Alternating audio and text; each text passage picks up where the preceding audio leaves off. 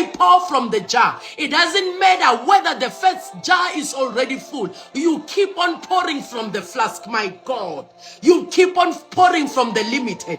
Ashaya, you keep on pouring from the initial one. The problem is that we get tempted, child of God, to pour from the first jar that is full, Hoshai, but there are still jars that you need to fill.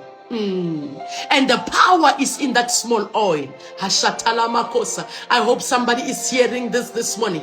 The power is in that small oil. Hashatalamakosa. The power is in taking instructions. The power is in you taking your sons, closing the door, taking that flask with small oil, and you pour into the jar. When the first jar is full, don't be tempted to use the first jar to pour into the others. It will run dry. Because it's not meant to be from the jar, my God. It is meant to come from the flask.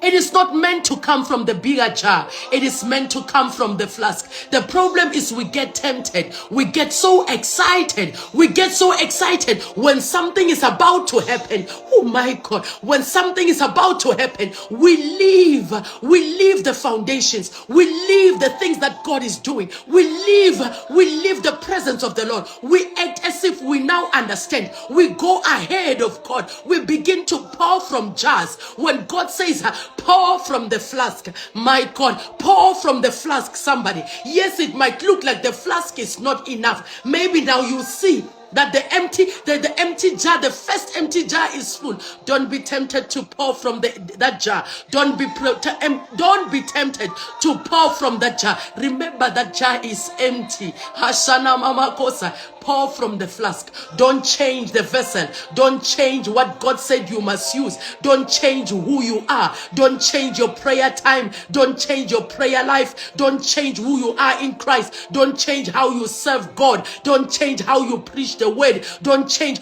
the mere fact that now when you do certain things, some of the things are beginning to shape up in your life. It does not mean that you need to change.